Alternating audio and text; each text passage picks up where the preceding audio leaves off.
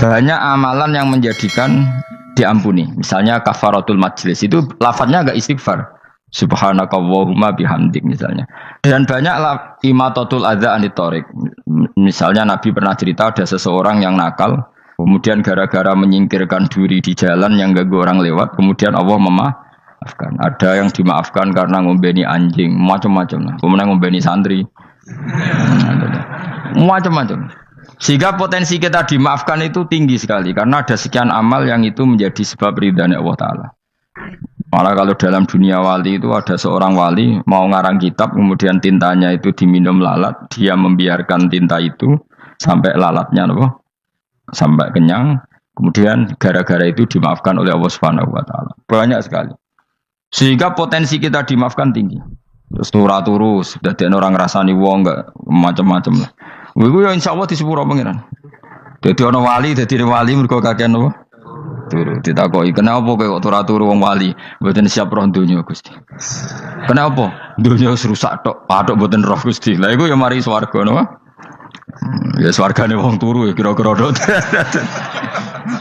Tapi jadi umat Nabi itu luar biasa. Makanya saya yang heran nih, kalau ada orang alim bikin gerakan terlalu tenanan itu keliru, biasa mawon. Turu ku ya ibadah, wae agar gak zina, gak maling, wae agar gak nglakoni dosa gede ini sanggep ae napa? Ibadah. Karena tadi Rabbana la tu'akhidna in nasina wa akhtana. Terus Allah jawab na'am.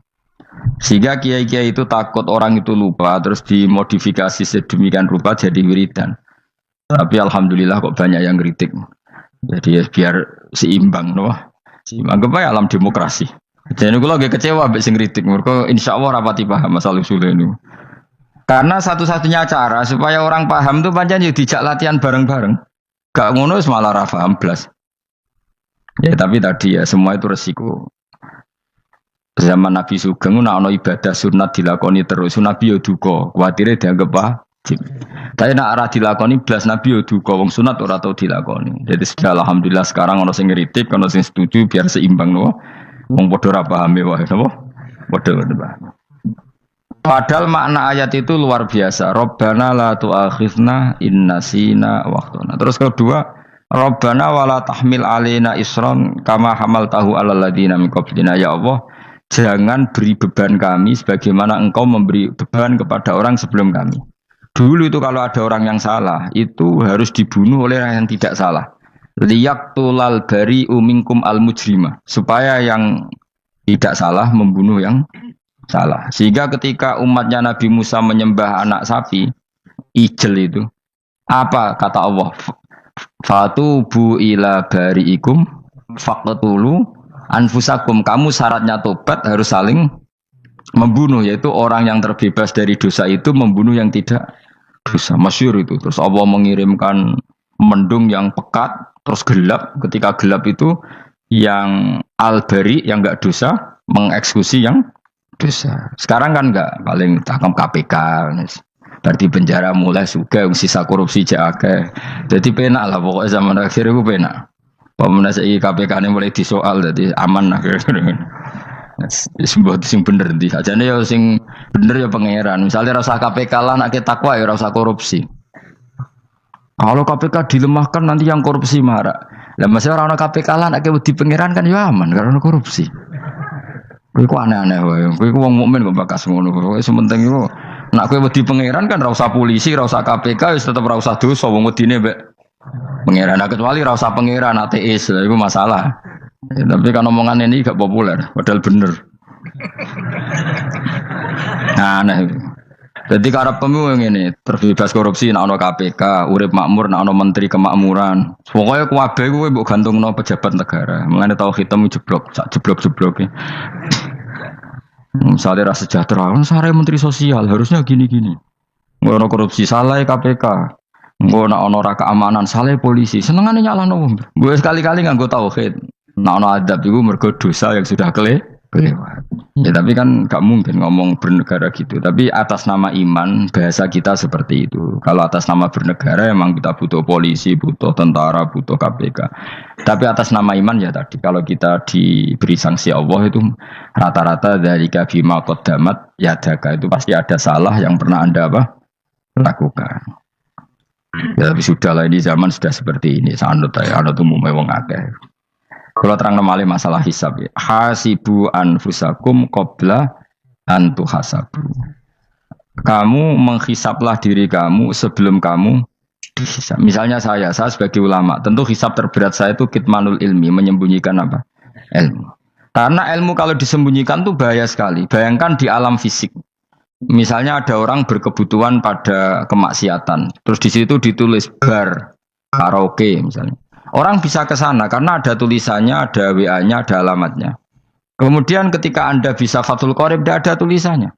Harusnya Anda juga nulis ahli Fathul Qorib, ahli Fathul Mu'in, nah, atau ahli Jaljalut, tulis saja. Ahli Rimbon. Enggak apa-apa, tulis saja. Penerus Ronggo Warsito, tulis saja. Zaman gendeng, nara melok gendeng, keduman, tulis saja. Tapi barokahnya tulisan itu kan orang bisa tahu. Makanya kenapa banyak orang sufi yang sudah menyembunyikan diri warna nakal-nakal karena dia disalahkan Allah karena menyembunyikan ilmu. Saya itu orang yang senang tertutup kecuali masalah ilmu. Saya mau mengajar terbuka seperti ini.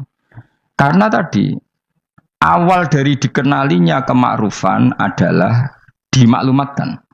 Awal dari dikenalinya keburukan juga karena dimaklumatkan. Betapa celakanya kalau kemungkaran dimaklumatkan sementara kebenaran tidak dimaklumatkan.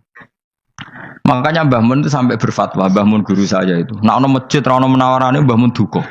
Masjid kok ora ono menarane, wajib ono. Dulu saya iskal kenapa menara jadi wajib.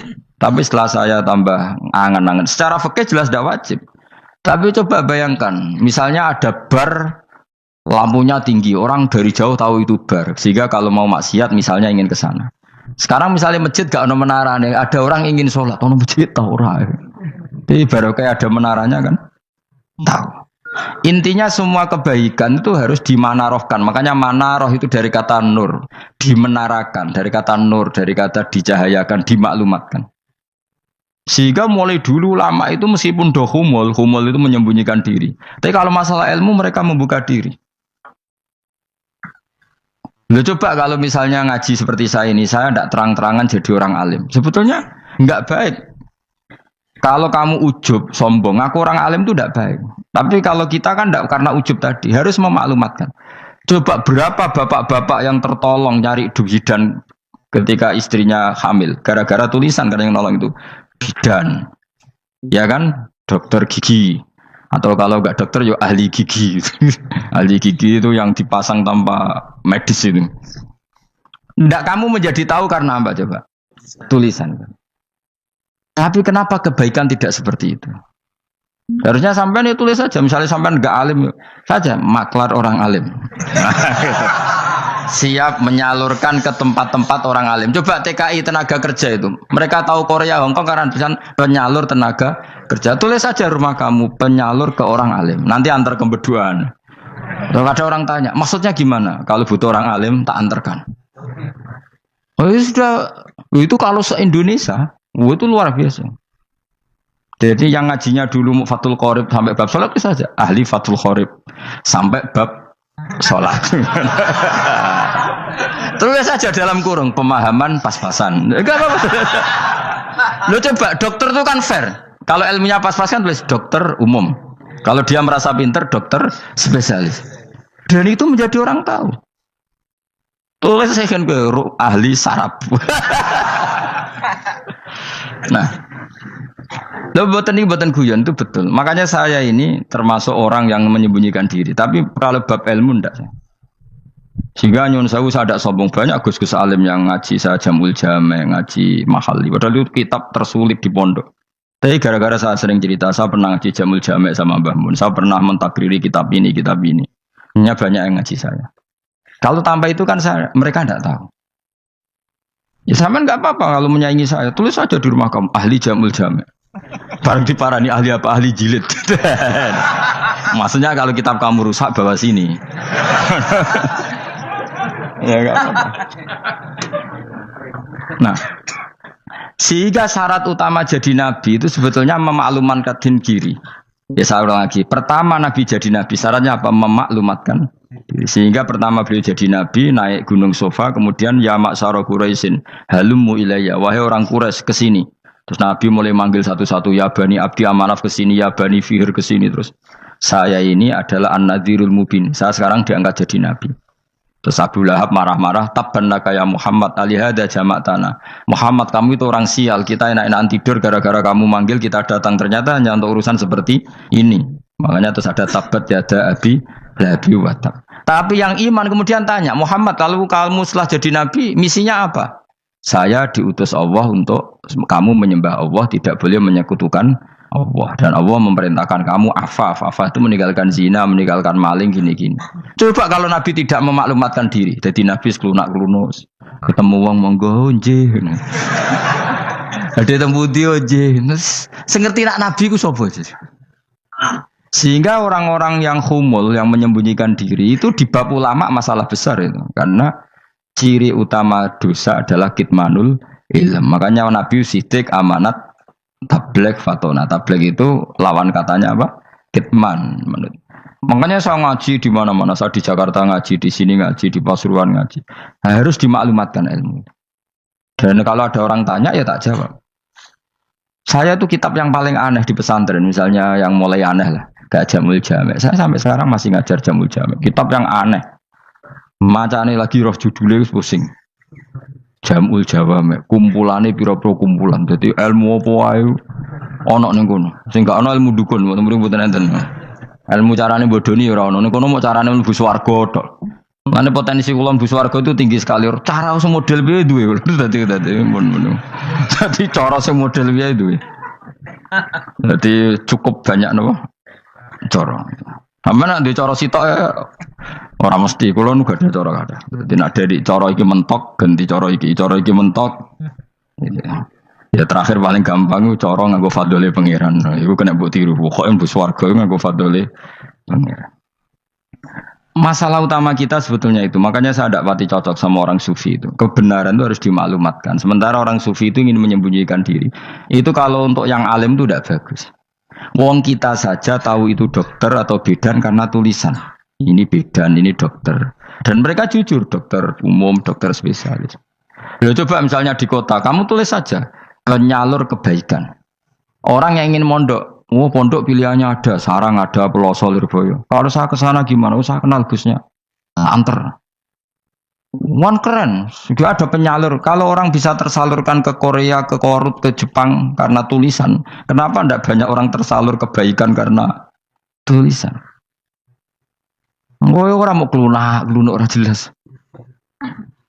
Meskipun nanti ditawari orang, mesti dulu sih ahli takrib, mesti wong guyu, ahli fathul qorib sampai bab sholat. Tulis saja jujur, maaf tapi hanya sampai bab sholat. Tulis saja, ada maafnya barang, maaf tapi sampai bab sholat. Enggak apa-apa. Paling untuk wong sowan, larian mau doa jenengan 2 tahun. Tapi ini bodohnya mau 3 bulan, mulai ngajine dok bab sholat. Enggak apa-apa. Loh itu dulu memang begitu. Rasulullah zaman Sugeng itu kalau ngajari santrinya itu balighu anni walau ayah, maklumatkan ke kampung kamu meskipun 1 ayat. Banyak sahabat kalau ditanya ya tidak bisa karena ngajinya tidak hatam. Tapi ya terus gak apa-apa, kok tak soano Abu Bakar, tak soano Umar, ditanyakan yang lebih pintar. Saking tidak pahamnya sahabat itu lucu. Ketika ada ayat wa kulu wasrabu hatta yatabayyana lakumul khaytul abyadu minal khaytil aswad. Itu kalau mau tidur ya benar-benar membawa benang putih sama benang hitam, ditulis, dipasang di pintunya. Jadi kalau makan diinceng lagi, kok masih belum kelihatan, wah masih boleh makan. Terus begitu. Kalau sudah mulai syuruk, mulai padang, wah berarti sudah imsak. Jadi karena makanlah dan minumlah sampai benang hitam terbedakan dari benang putih. Artinya kalau malam kan dulu kan nggak ada listrik, nggak ada lampu, berarti kalau benar-benar masih malam nggak terlihat, berarti masih boleh makan. Nanti terus dilihat gitu. Ya sudah wakafnya di situ. Hatta yatabayyana lakumul khaytul abyadu minal khaytil aswad. Wakaf dulu. Terus akhirnya Kanjeng Nabi itu piye kok umatku dadi masangi benang. Akhirnya Jibril teko. Ini makanya unik dalam ulumul Quran. Satu-satunya ayat yang diturunkan hanya satu kata itu ya ayat itu tok. Terus Jibril datang, Muhammad ayatnya ku kurang sitok. Minal fajr. Terus ditambahi minal fajr. Jadi minal fajr itu unik. Ada Jibril jauh-jauh dari langit. Iku mau nurun apa? Minal fajr. Makanya kalau kamu nanti dites, kalau ingin jadi dokter tafsir dites, ada satu kalimat yang diturunkan jauh-jauh Jibril ke bumi. Apa kalimat itu? Jawab baik, minal fajr. Wis alim gue yakin alim. Memang ikut tak? Masa ikut saudara? Ergo gara-gara sahabat itu terus masangi apa? Benang ngincang. Minal fajr. Baru mereka tahu maksud fajar, maksud apa? Benang hitam artinya malam, benang putih artinya fajar. Sodik sudah menyingsing. Semenjak itu sudah ada benang-benangan karena jadi orang-orang ngono mat maksudnya iki kurang sithik terus turun apa? Minal fajar ya. Jadi nanti kalau sampai latihan tes jadi dokter apa? Tafsir. Ayat mana yang diturunkan hanya satu kalimat atau satu kata jawab apa? Minal fajar. Lolos langsung dokter. Pun pinter. Ya pinter ngerti maksudnya ora digandeng. Lah nanti hubungan kita dengan Allah ya seperti itu. Sejauh mana kita memaklumatkan Allah. Sejauh mana kita mengkampanyakan Allah. Saya berkali-kali bilang, saya kemarin kan di Korea, itu sebetulnya saya yakin hanya doa saya. Saya sering berdoa, ya Allah, Engkau dipuji di langit dan di bumi. Lalu kalau di bumi ateis, itu caranya kayak apa? Dulu saya itu terobati karena Uni Soviet setelah persemakmuran banyak menjadi negara apa? Islam. Berarti itu bukti bahwa Allah pun dipuji di bumi Uni Soviet. Lalu yang kayak Korea kayak apa? Ternyata betul Koreanya tetap ateis gara-gara diserbu wong Indonesia. 49.000 wong Indonesia ning Korea Selatan. Iku mbok gawe sing salat separo iku jek pira? 24 kira-kira ya digawe 20.000. Ku 20.000 salat kabeh, tahlilan kabeh surwame. Lah kok sing ngritik tahlil muni sunah Rasul tok surwame. Oh rame lah walhasil. Itu tahlilan wah itu enggak ada hadisnya. Gak apa-apa sing penting muni hadis sing sitok tahlil muni hadis ya ibadah, tahlil ya ibadah. Mbok lah soal kok bener ding totalan guri sing penting rame. Maksudnya sementing rame ngomong visi Islam. Itu Islam tahlil sitok Islam sunnah Rasul gak masalah. Wong ape yakin bener saiki ya ora ono klarifikasi. Tapi sementing kan kabeh ngomong tentang Islam. Artinya gini, Allah punya cara untuk supaya bumi Korea itu ada yang bertasbih bersujud. Mil'us samawati wa mil'ul. Allah tidak kurang cara. Boleh wong kedonyan ditawarik ke sana demi uang. Bareng muslim kono dielingno pangeran. Segawe masjid, ngontrak masjid macam-macam lah, masjid kontrakan di Korea. Nah, ini ra ono masjid. Pusing. Saya pernah ngisi di satu masjid itu, gambare pintu gerbangnya bukan salib kan. Ternyata tingkat 1 itu gereja, tingkat 2 bar, tingkat 3 masjid. Kadang ya kebalikan masjid, bar, gereja. Satu gedung. Jadi malaikat saya tidak tahu lewatnya gimana itu kan. Gak tahu itu cara lewat gimana. Karena malaikat bagian rahmat itu nggak bisa dia lewat salib. Ya. Tapi dia harus menulis ganjaran yang sholat. Nggak tahu saya lewatnya dari mana karena itu. Ya tentu dia punya cara lah. Tapi yang jelas ya agak bingung ini gimana. Itu pernah yang tingkat 2 itu bar pas aktif. Ada santri yang ya pekerja imannya pas-pasan. Kalau nanti gue sebagai Jumatan mlebu bar pas aktif. Wakai wong ayu. Meh wera Jumatan. Mereka mau tingkat 2 bar, tingkat 3 masjid. Itu ono khutbah yang barnya tetap main. Ada bar yang masjidnya tetap khutbah. Itu masuk bar. Sudah Jumatan apa ning gini wae.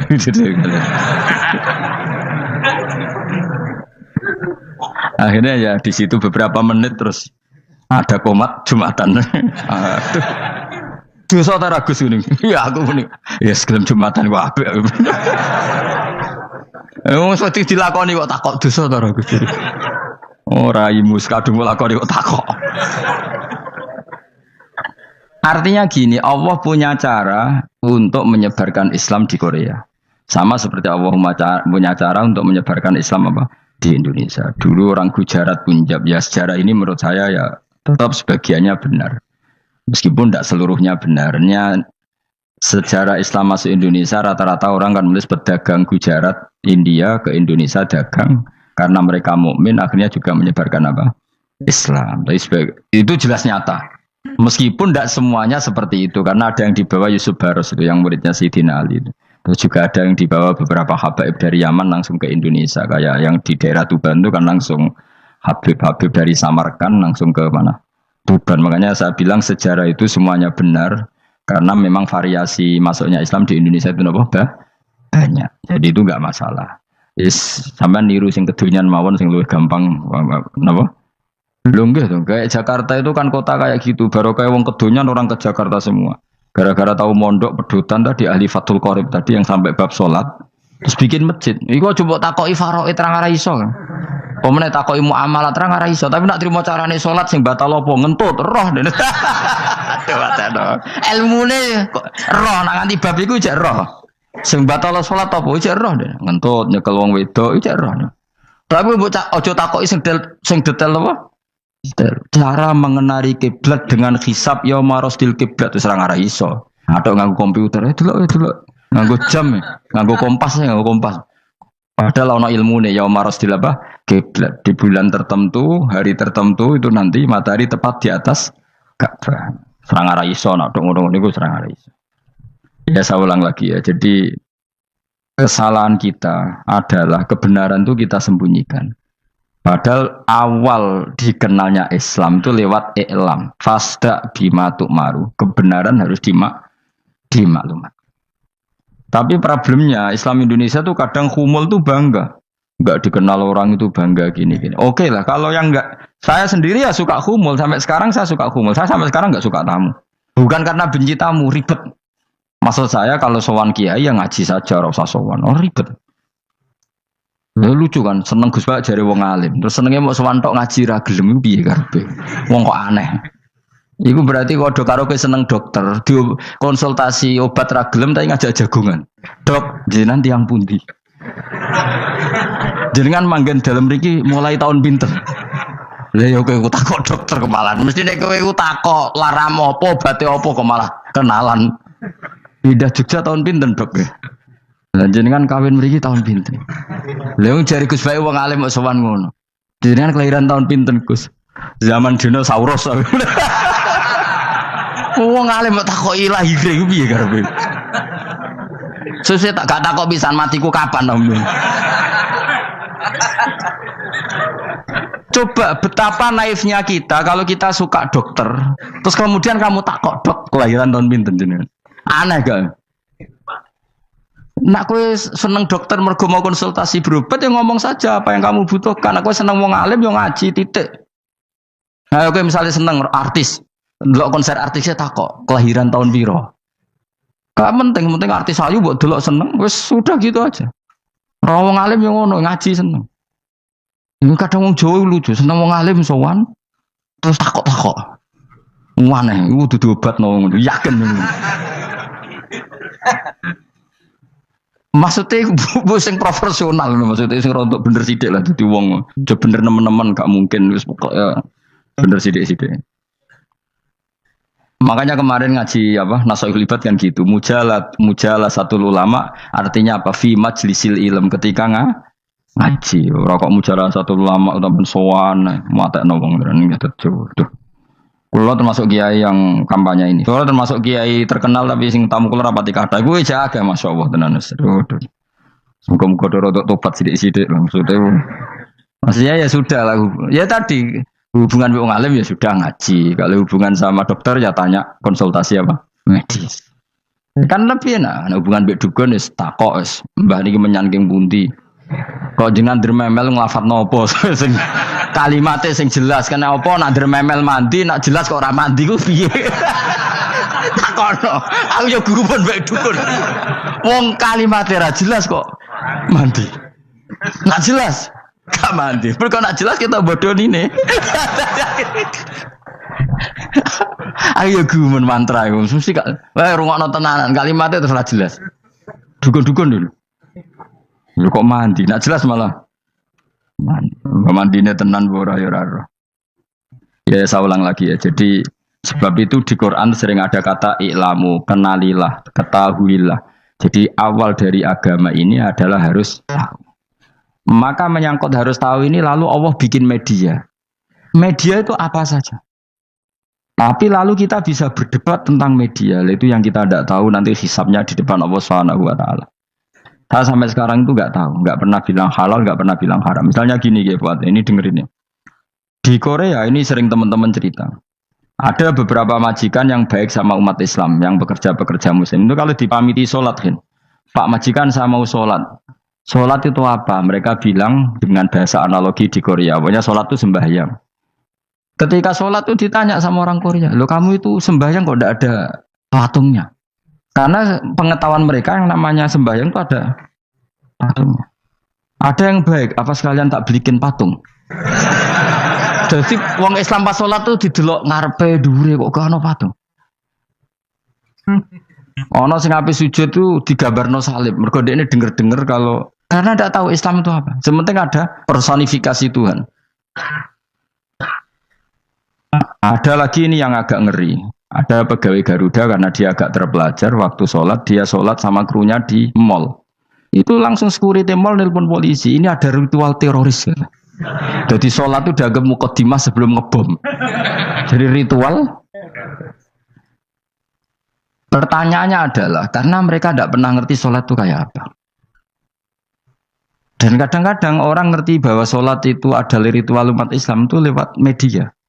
Media itu bisa berita, bisa dokumenter, bisa apa saja.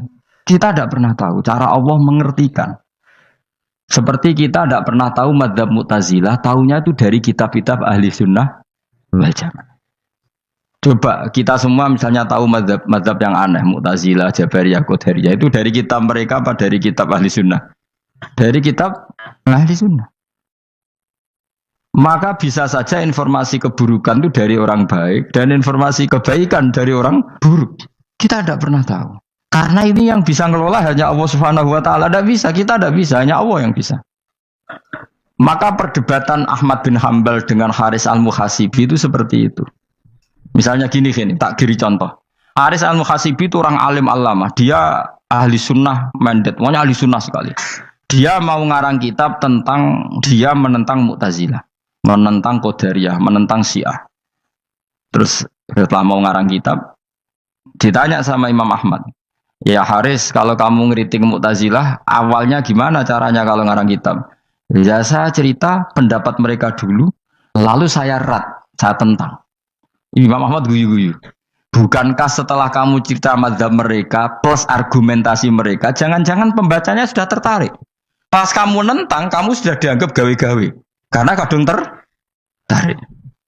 Saya kita contoh wae, misalnya gini, kowe sekarang rasa bareng dadi wong soleh biasa wae. Aku ono gambar wong wedok montok tak tulis, hindari ini. Kira-kira dia moto hindari apa gambare? Enggak jawab ya, kira-kira lho. Sing mbok nikmati kata hindari apa? Sing mbok eling-eling kalimat hindari apa gambare? Kira-kira. Padahal tulisannya apa? Hindari bahaya ini. Bahaya nanti terus didelok. Terus sing dieling-eling ora hindarine tapi sama. Pendapat Mu'tazilah itu ada yang menarik. Misalnya gini, menurut Mu'tazilah, seseorang masuk neraka ya karena amalnya, masuk surga ya karena amalnya. Apa artinya kalau masuk surga karena fadli Allah? Lalu gunanya amal apa? Mungkin pembaca kan tuh, wah ini proporsional ini. Kata ahli sunnah, jadi bus warga mereka fadli pangeran. Kok enak? Lalu gunanya amal apa? Padahal dia tahu pendapat Mu'tazilah itu dari kitab itu, kitabnya orang ahli sunnah. Gak pernah tahu kita. Iya, saya ulang lagi. Itu kan ibarat kayak KUHP. Kamu baca KUHP draft, terus kamu cocok. Kamu mesti nyalahkan yang demo. Atau baca buku selebaran orang demo, kan terserah kamu. Kamu kan punya akal, kan tetap milih. Tetap milih. Problemnya kata Imam Ahmad itu, ketika kamu menceritakan pendapat Mu'tazilah, bisa-bisa orang itu kadung tertarik. Ketika mulai kamu tentang, orang itu gak tertarik sama penentangan kamu. Berarti kamu ikut menyebarkan Mu'tazilah. Sama seperti tadi, gambar perempuan yang agak jorok tadi sebetulnya tak tulisi kata hindari.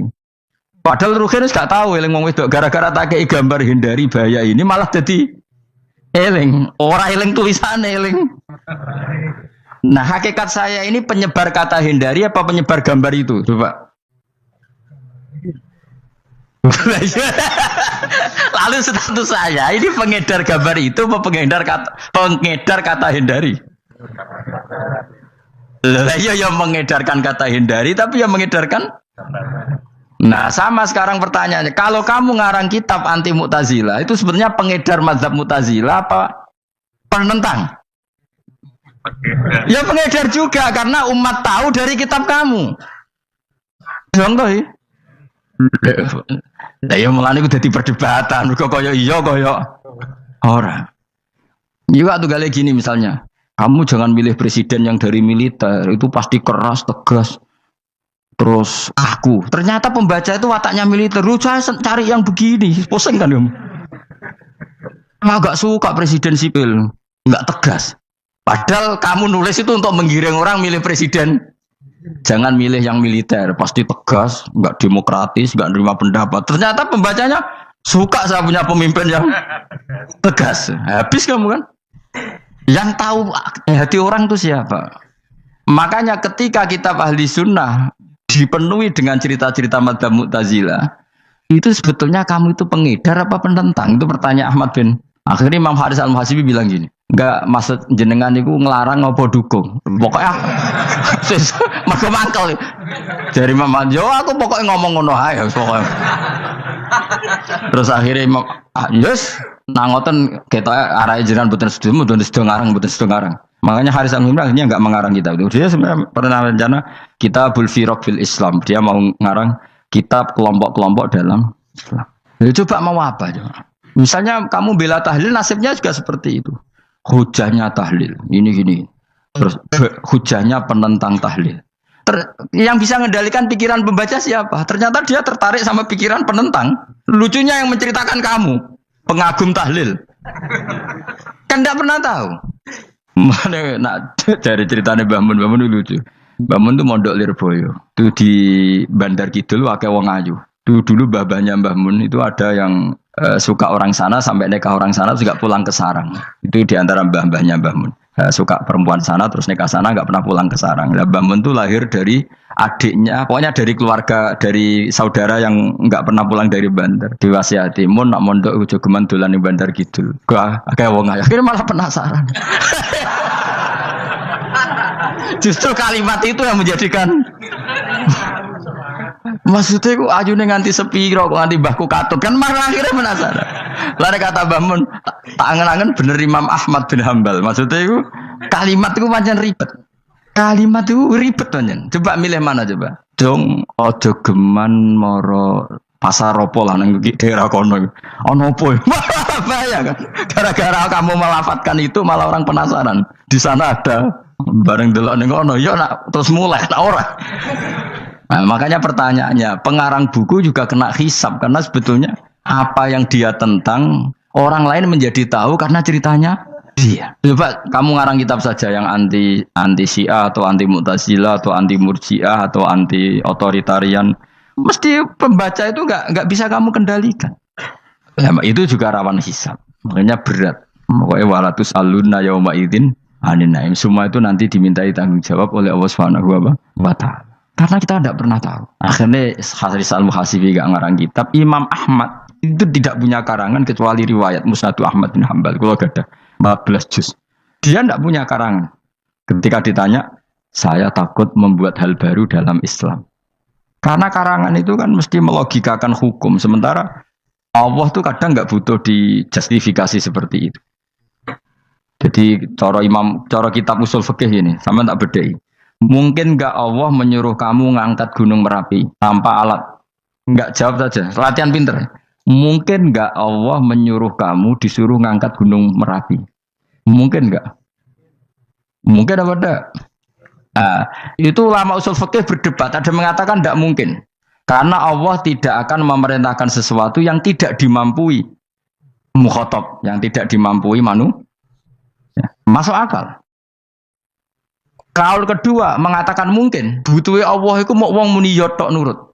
Senajan to gak mungkin. Ayo Hen, Gunung Merapi angkat Hen. Nggih Gusti, siap. Langsung melawayu mara. Kuwi Allah wis seneng wah nurute cek iki. Tapi ya kemungkinan cek goblok ora takok sik. Kita kan tidak pernah tahu, makanya ulama ini debat. Kira-kira nak Hen Gunung Merapi angkat. Potensinya kan dua, kue langsung